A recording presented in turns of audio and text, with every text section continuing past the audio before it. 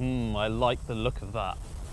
So guys, welcome back to Remove Before Race. Now, approximately 2 years ago, I was fortunate enough to buy one of my dream cars, and that is this, the C63 AMG Black Series. Essentially an atomic bomb hiding within the shell of a car with that naturally aspirated 6.2 litre V8 of legend by AMG. It is apparently the last of the Black Series line for C-Class as well, making it a very special car for AMG fans and petrol heads alike. But when you buy a used car, it's never exactly the way you want it to be. And the case is even worse for the C-Black because it was a car that hardly had any options to begin with. And the colour that it was given to the press and launched and teased in was not made readily available to its customers. So even since before I bought this car, I'd planned to change it to that launch spec. So today we're going to go through the entire Black Series transformation project, and by the end of this video, stage one of that project will be complete, which is a complete colour change of this, my C63 Black Series.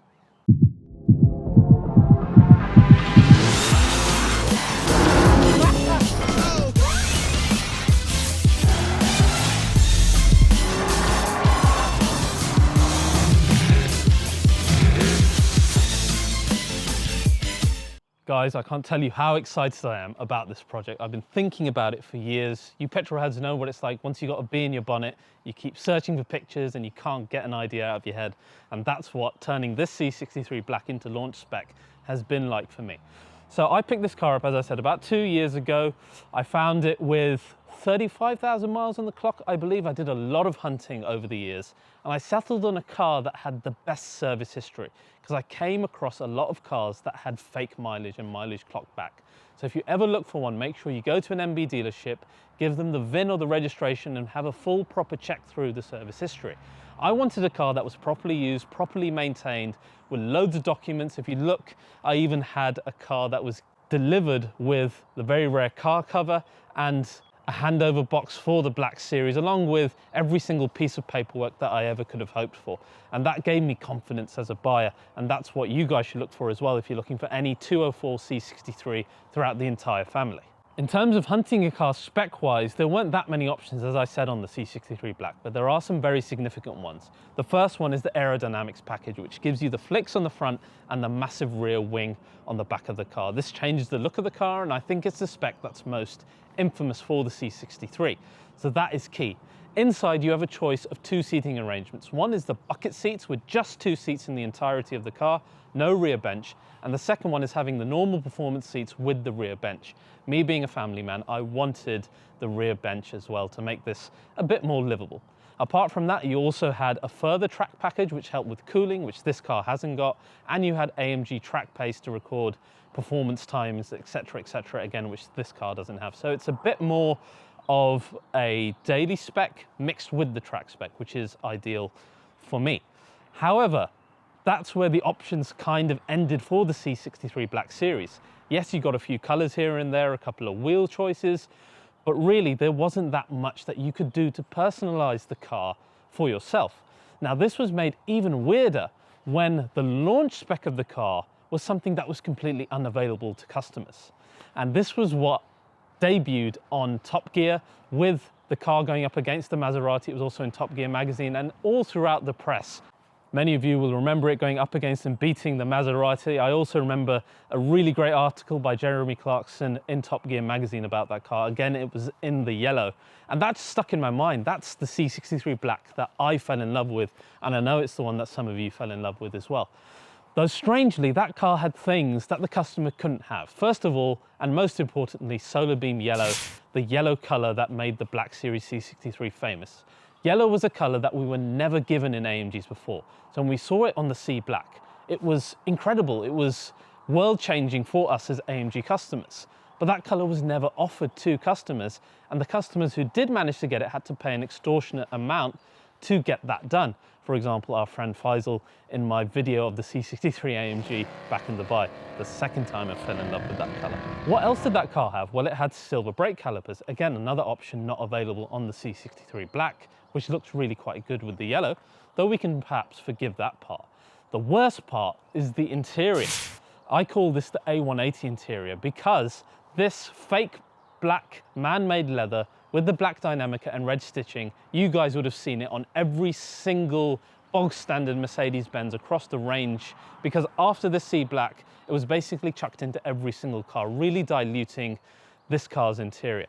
Not only that, the standard normal C63 coupe of the 204 series back then had Nappa leather. It had its own seat pattern. It was so much more special looking than the black series.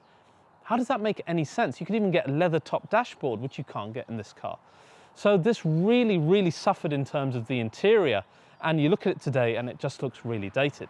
Whereas that launch car, it had black leather, black Dynamica, and yellow stitching. Again, we never had yellow stitchings in AMGs up to that point. So it was really, really special, but none of this offered to the customers. So even since before I bought this car, I knew that I wanted to transform it into that launch specification. Before that, I've already done some modifications to this car. First of all, the standard 19-inch wheels that came on the Black Series have been replaced with ones that you would recognize from the AMG GTR, the forged AMG Performance wheels. These are in a staggered setup, 19s on the front, 20 on the rear, unlike the standard Black Series, giving it that much more of a aggressive stance. I also love how the silver thick rim matches kind of the widened wheel arch here. I think it looks really good together. Inside, I've only made a couple of changes, which will get modified then in stage 2 in the second video when we look at interior. That is a full Dynamica steering wheel with the 12 o'clock stitch and the gear selector from the C63 507 with the Affalterbach logo on top. The other thing about my car was the color. It's diamond white, which is a nice Mercedes-Benz color. But the problem with it is it's notorious for changing shade depending what material it's laid on. So the plastic bumper and side sills look distinctly different to the doors, which is not a great look. And if you ever put PPF on this, as I tried once, the entire car goes kind of creamy. So I really don't like diamond white that much. Now, another colour that I absolutely loved on the Black Series, which actually was available to customers, was Magno Night Black. And it was featured in another press car, which was the UK press car, which is still on fleet. And it looks absolutely brilliant. You've got a kind of Batmobile look to that car. But people back then were so nervous about ordering matte paints because it was such a new thing that the uptake was really, really low again. So I couldn't find one in that colour, though that is something that I might experiment with at some point in the future.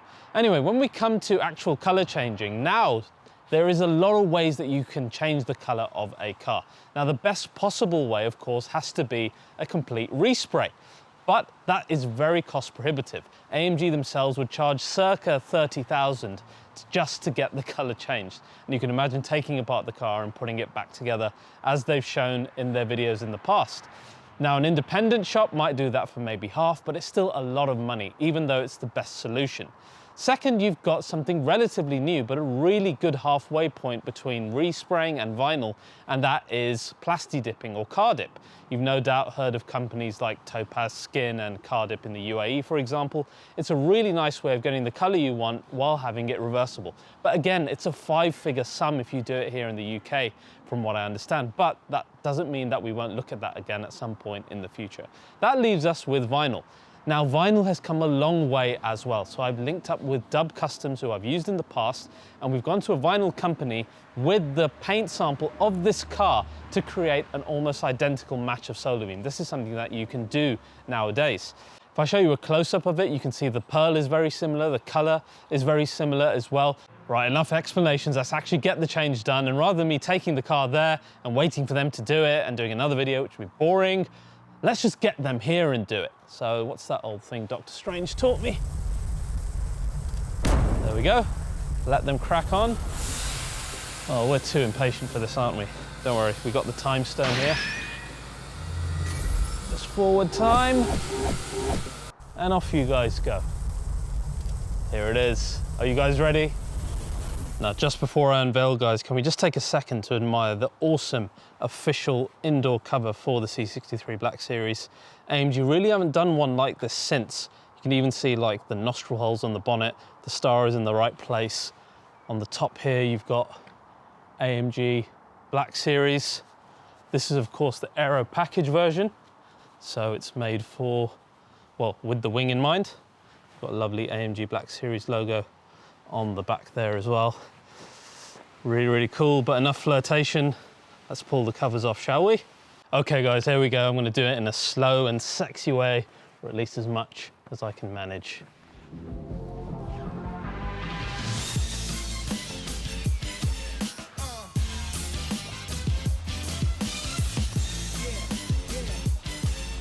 Oh my God, how incredible is this looking as the cover comes off?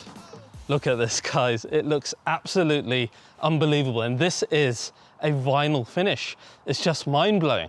What an absolutely epic finish. I'm really happy with the vinyl. It's very much like that prototype Solar Beam that I was talking about that you saw in the photos, starting to look more and more now like that launch car. So stage one has finally been completed, but I want to show you a bit closer around it. So join me now here up close with the car as we go around it. Right guys, so let's get a proper handheld walk around of this beast. It's looking absolutely gorgeous in this, isn't it? I can't believe it's vinyl. That's how great a job both the vinyl company and Dub have done in the application of it. Now, one thing that you guys must understand about me, I don't like blacking things out. I like keeping things OEM plus as they are at factory, which is why we've left things like the nostrils in the body color as they are in the original car. The roof as well, I've left the window trims as chrome as they were in the original launch car as well. The only thing we've changed is OEM plus change on the wheels, as I said, the staggered setup. And I think that really suits the overall look of the Sea Black because it just looks like it was always meant to be there. And it kind of links nicely to the GTR Pro of today. So yeah, I'm liking that look. I'm liking the fact that it looks like it just came straight out of the factory. Now, when you're wrapping a white car, it's always the most difficult color because any sign of white at all will become very obvious. And as we go around this, I want to show you some of the nooks and crannies, the areas that normally it would be super obvious. You just look at the hinges here. We can't see any white at all. This is the detail that the Dub boys have gone into. Look at this door opening. When you open the door to this car, you know, you're left in no doubt that it is yellow. And that is exactly what you want from a wrap finish. Everything was taken off. We had rear lights off, front bumper off. We had the headlights come out. They really went to work. Badges were applied as new. And then we look at the rear, super aggressive. Again, a car like this with an aggressive color on already aggressive body styling is what really brings dividends in the end. And I think this is what AMG were trying to achieve when they had the launch color as Solar Beam Yellow, but why it wasn't offered to customers, I don't know. Now we have it on this car and it looks like it was always meant to be there as it was on the launch car. And I suspect when the next Black Series is going to come out, there's going to be a very cool metallic orange on that car as well, because you want to launch it in a crazy cool color. Awesome work here by Dub. So there we go, super, super happy with the result. A huge thank you to Dub Customs for arranging the vinyl and doing such incredibly detailed work, hiding what was a white car and turning it into this brilliant AMG Solar Beam Yellow.